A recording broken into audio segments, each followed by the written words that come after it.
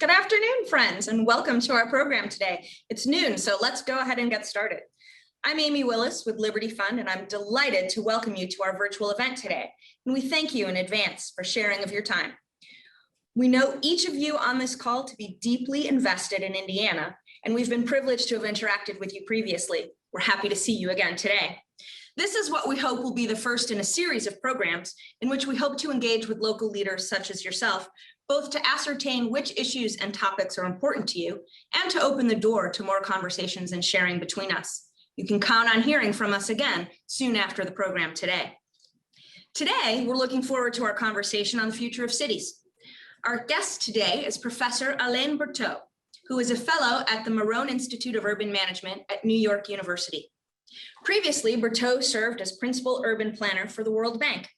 He has worked as a resident urban planner around the world, from Algeria to India, Haiti to Bangkok, New York to Paris, and many others. We are delighted to welcome Alain to our conversation today. And with that, let's start our conversation for today. Alain, welcome. It's so good to see you again. Thank you for inviting me. I'm very happy to be here. It is our pleasure. Here's the first question that I have for you today. Indianapolis, our home city, which I'm sad to say you've not had the pleasure to visit, and we would love to welcome you anytime. Indianapolis is working very hard to attract and retain young talent to live and work here. Having never visited Indianapolis, what would be the number one thing that you think a city with such a goal should focus on? I think that, let's say my experience in other cities, by the way, you're not the first city which has this type of problems. A lot of cities around the world, in particular in countries which have a low demographic like Western Europe, Japan and Korea, have exactly the same problems.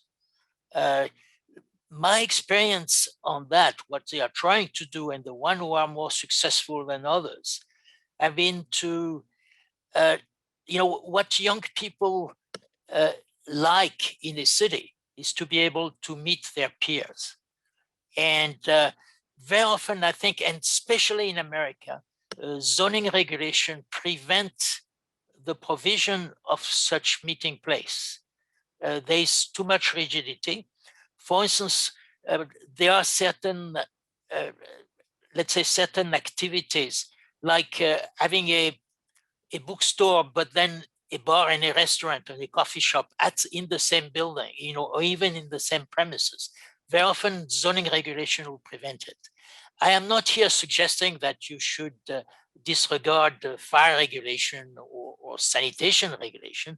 I'm just suggesting that you should revise maybe your zoning law so that if somebody has an innovative idea about a meeting place where you have an unconventional type of land use, like, again, combining a restaurant, a bar, and a bookstore or a gym or a concert hall or an art gallery, that your zoning allow it to do it and do it without 6 months of 2 years of hearings, of public hearings, to know if this is legitimate or not.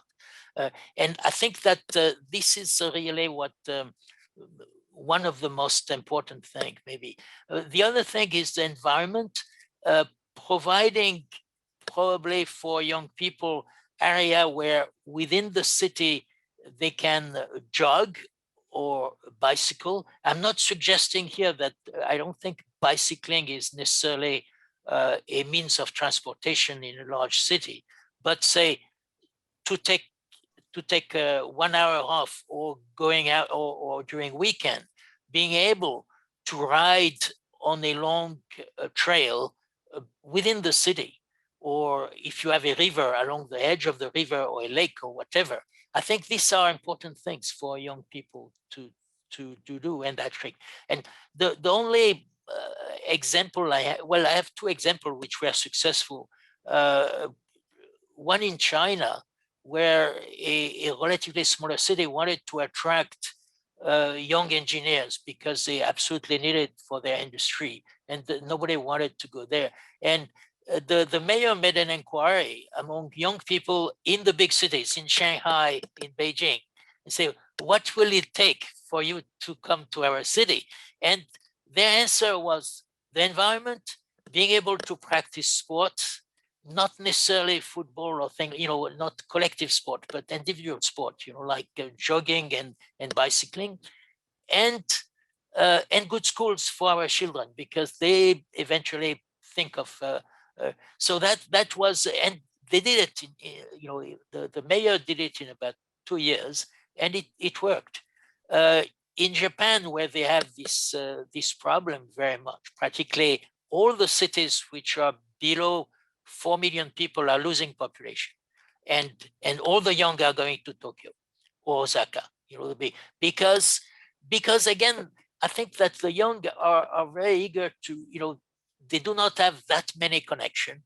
They are eager to make connection, and so they need place where they can meet. And a city like New York, for instance, with all its drawback, is a wonderful city to meet people. There is no doubt about it. If you look at the number of cafe, bars, art galleries, a museum with a restaurant, thing like that, parks which are mostly a gathering place for young people. So I think that's it's not a foolproof solution. It's not a spectacular thing, but I think it works. Yes. Thank you. You note in the conclusion to your book, which we'll be sending to our participants after the program, that no city can afford to take urban growth for granted. What should a mid-sized city like Indianapolis be most focused on? This is a related question, to help ensure urban growth. Well, of course, jobs. Cities are a labor market. They are much more than a labor market. As the previous question is, people come there to meet, and you want to go to museum, you want to go to concert and things like that. But all this superstructure is built on a labor market, and this labor market, again, the word market means a lot of product and in the market. That means very different type of job. I am always very worried about cities which rely only on one industry or two. And the more you have a mix of activity, the more attractive is a city. And I think it will grow more if it has a lot of different sectors which are growing. So how do you make that growth? I completely disagree with, for instance, giving a tax incentive to company to come. I think that in the long run, this is not a good deal. A city relies on property tax and taxes and sale tax or whatever you have in order to maintain itself and give good services. So giving a gift on taxes is not a good idea. I think that what you should make it attractive by opening up, making it easy for firms to install themselves, to build either offices or in suburbs or in the central area, having a very, very short time to get a building permit, if possible, and have very clear rules for that. Basically, try to the ease of doing business. That's the key. That's a key element.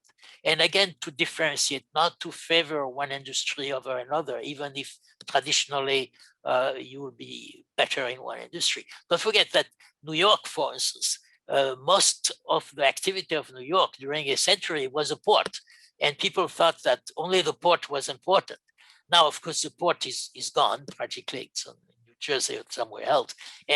But New York is attractive because of this enormous diversity of employment, from Wall Street, Broadway, high tech, whatever, and that, I think, is the way to go, probably. Thanks. Alain, you bill yourself as an urban planner, but you're the least planningest planner that I've ever met. And there's a phrase from your book that brings that home to me. So I'd like to see if you could explain this to our guests today. You suggest in the book that planners should focus more on enabling and facilitating urban growth rather than creating or shaping it, rather than having a vision. Can you explain what that means? Yes. You see, most planners, like myself, I'm an architect by training, and other planners are very often engineers. and so we are trained first to build a project, a house or a museum or an office building, and we want to design those things. And it's completely legitimate to design a building and to do it in detail. A city is not a big building. A city is made of the people who come and live in the city, and the creativity must come not from the mayor or from the planner. The creativity, really, the innovation, the vision come from individuals, and it's a sum of those visions. Some of those visions, by the way, will fail. A lot of people fail, which is fine. The city should not fail, though. So if a mayor has a vision or a planner has a vision for a city, saying, well, I see Indianapolis and it's going to be the new Silicon Valley of the Middle West, for instance, this vision might fail. If it fails, it's the entire city which is failing. If you have, on the contrary, individual firms will say, well, Indianapolis is wonderful for high tech, we are going to start a hub there, that's fine. They may fail, and maybe you will be more successful in show business or in something else. I don't know, but the important thing, if the planner himself or herself has a vision for the city and try to force the city into this mold, it's very. I think it's in the long run, it's very perilous for the city. At the same time, I'm not saying there should not be an urban planner. I think the urban planners have a very important role. It's just that they sometimes concentrate more on what the private sector is doing. Let's say they elaborate they create very elaborate zoning regulation, would tell you what should be the size of building, whether the size of bathroom or kitchen, how the kitchen should be connected to the living room or something like that. You find all these things, They even in New York, an area which is reserved entirely for artists, that completely absurd. So at the same time, they completely neglect what is directly under their responsibility, which is the use of street space. A city is divided into two parts. One is private lots, and the other is public, which are the streets, basically street and public parks. And I think that the planners should concentrate on this infrastructure, and this infrastructure should be designed to support what is happening, not to try to force people into one type of structure, let's say, urban structure. So that's basically what I think. So again, I am not at all abdicating the role of planners. I think most planners now are misdirected. That, for instance, when I read in the City Planning Commission of New York that the goal of the zoning is to shape the city, I think it's completely wrong. The goal of zoning is just to prevent incompatible use, but it's not to shape the city. So that's on the other hand, big infrastructure like, say, roads, big roads, transport, water supply, this has to come from the top. You cannot expect the market to provide entirely you could have private water supply company, but the creation, the financing of a large water supply system for a growing city has to come from the state. It has to be top down, even if the execution or the management is private. Thanks. You talk a lot also, this is a follow-up question, about the importance of mobility and affordability as things that make cities desirable places for people to live. So what do you see, you've spoken a little to the question of mobility, but what do you see the role of planners in trying to enhance mobility and affordability? Well, again, if we get back to the idea that a city is a large labor market, its raison d'etre is to be a large labor market. Basically, if I come to Indianapolis, it's not because I have seen a building somewhere and I like it.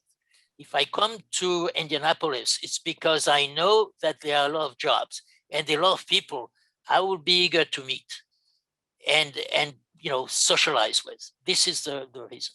So if this is the case, it means that I should, whenever I can afford a house in Indianapolis in one neighborhood, I should be able to move around so I can meet whoever I want.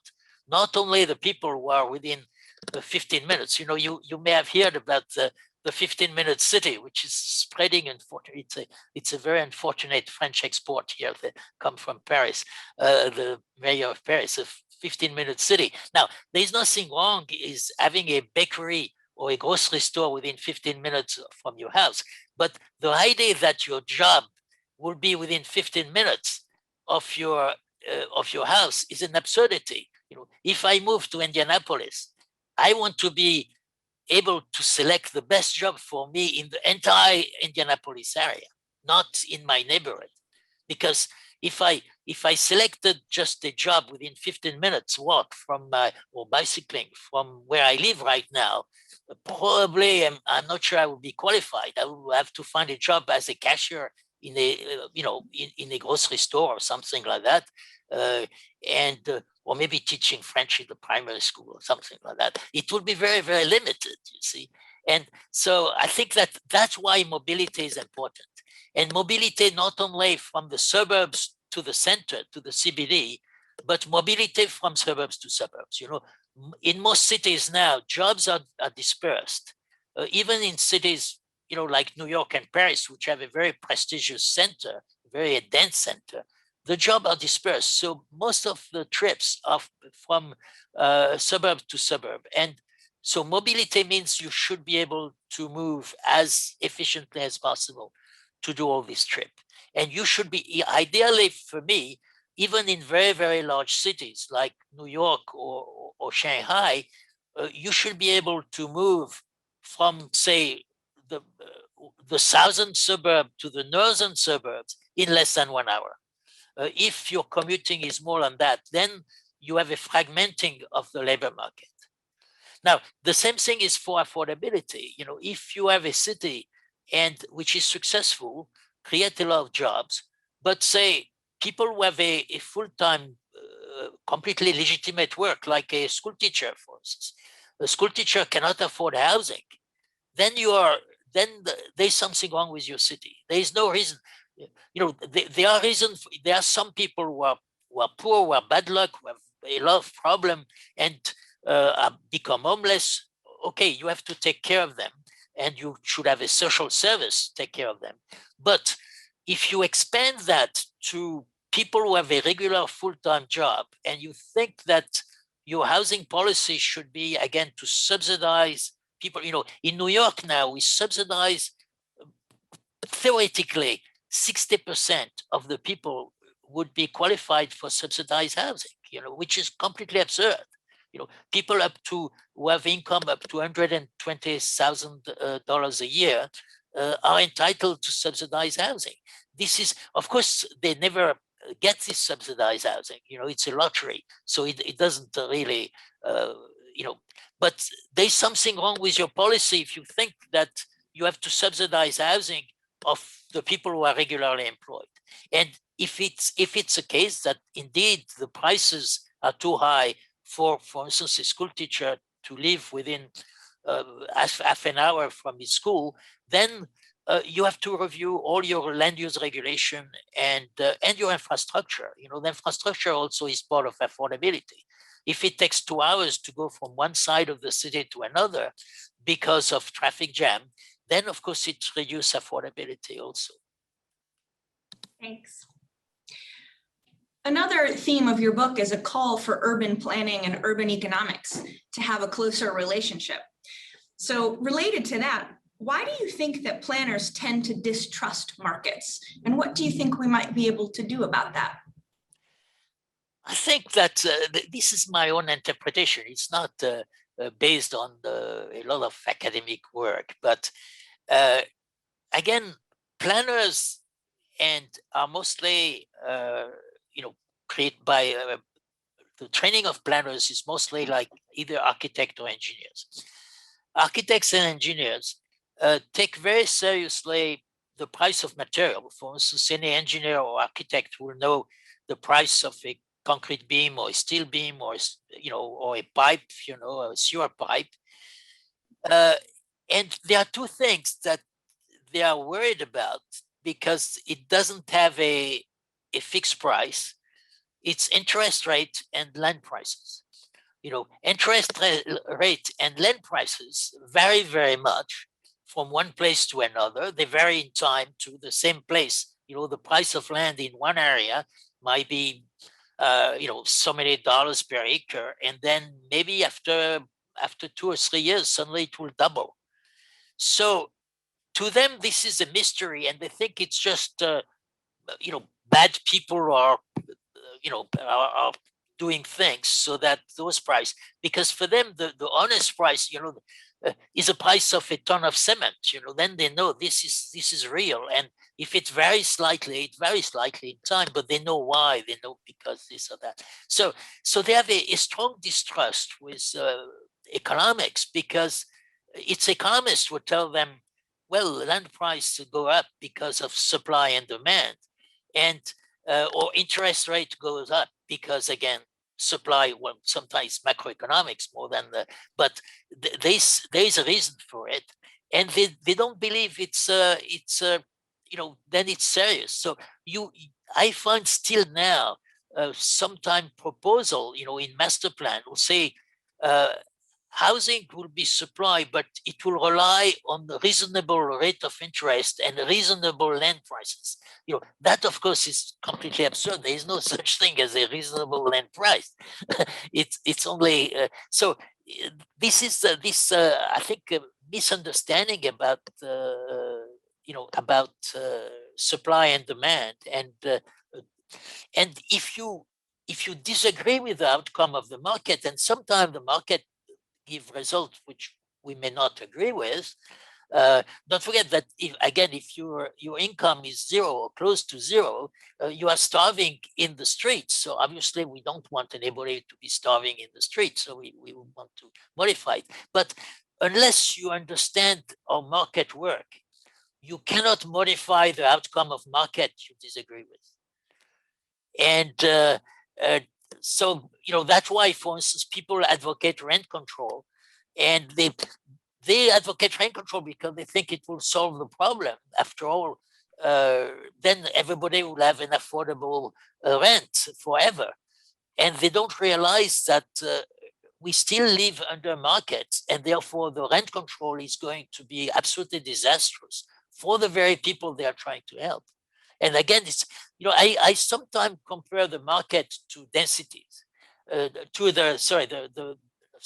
the gravity, the force of gravity. We all live with gravity. We are used to it, although we don't calculate about it.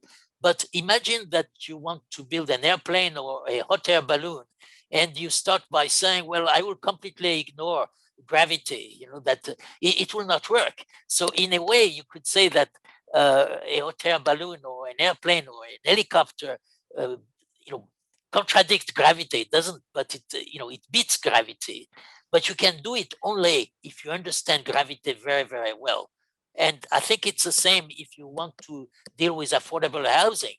Unless you understand market very well and what constrain market, you cannot solve the problem.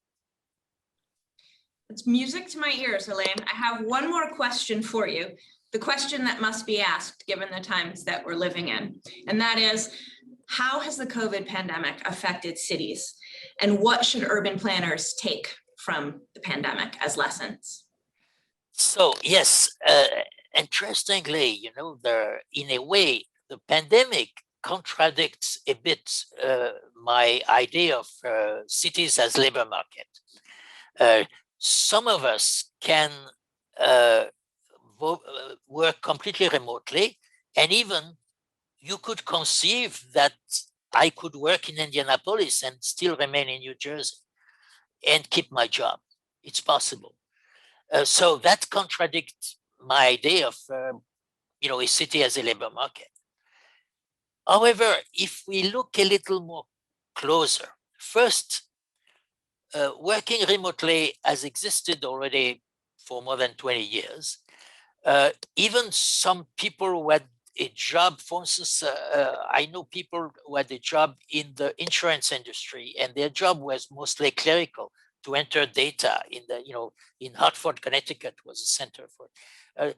Many of those people suddenly, about 20 years ago, lost their job, not from people who were working in a suburb or somewhere, but people who were working in India were start doing their job. So there have been because of technology, there have been some export. But if you look at what has been exported abroad, it's mostly rather routine jobs which are very well defined and very routine, can be indeed be exported.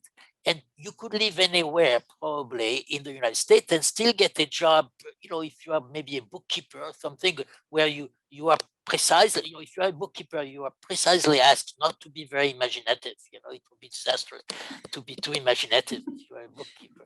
So if your job is, but there are very few jobs like that in the long run. And if you want to make a career of a job which is completely repetitive, you will probably eventually be replaced by a machine one day or another. So I think in the modern society, we still need to meet each other.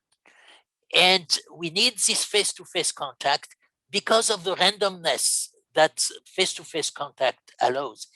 Exchanging ideas that you didn't expect, or things like meeting people that you didn't expect to meet. That's a way, at the beginning of my career, I describe it in my book. I met economists. I had practiced urban planning for a long time. 10 years, 8 years before I met the first economist, and it was a random encounter. This is what is important, you see. So to get back to the COVID, there will be some change probably, but not as much as I think we think, because of this necessity of face-to-face contact to maintain creativity. When I see, for instance, that the big high-tech company in Silicon Valley and outside are building enormous headquarters. Now, their headquarters are not built to be just prestigious for the corporate headquarters, but to attract the maximum number of workers at the headquarters. If you look at Google, for instance, the new Google office in Mountain View, they have daycare center inside the inside the thing, so that young women who work at Google want to go to the office and not work remote, precisely. And then they bring their kids there, and then they can, at lunch, they can see their kids. You see them playing with their kid at lunch, and then they go back to their office. So you see, Google doesn't do that because they are very feminist or things like that. They do that because they want their employees, including the women, to work at the office because of the interaction between people at the office. And I think that's why I think that in the long run, there will not be that many change. The most change I could see is that instead of going every day to your office, you'll probably it's enough to go twice a week or something like that. But each firm and each individual which establish what is the right room. So again, here, I will not plan new cities as I have here for post-COVID. I will just keep my ear to the ground, get data every month, I will say, about rents, about vacancy in office building, about the price of land, and about commuting. And I will adjust eventually the infrastructure to this new pattern, if there is such thing. One of the things which I think is very important to react to COVID, again, is to liberalize land use. In New York, it's clear that a lot of large office building should now be converted into residential. And I think the city should allow that very quickly. Again, not within 5 years of 10 years of hearing and debate, but just do it. And the same with commerce. We know that there is a lot of retail which will never come back because people are buying online. Certain things are better bought online, and so there are a lot of shops who are going to close downtown. again here, and it in a way it connects to your first question, that the zoning should allow those shops to convert into anything very quickly. You know, if it's a retail selling socks or shoes, they should be able to convert into a bar or a restaurant without having years of hassle to get through it. So this flexibility, do not put your city in a straight jacket, Thank you. I know we are all anxious to get back to face-to-face random encounters. Yes, yes. As are you. I also know that there are a lot of people in this call that you would like to socialize with, and you would like to know, and you would like to have random encounters with on the streets of Indianapolis. So I would like to open this up now to questions from our audience. We will stop the recording at this point.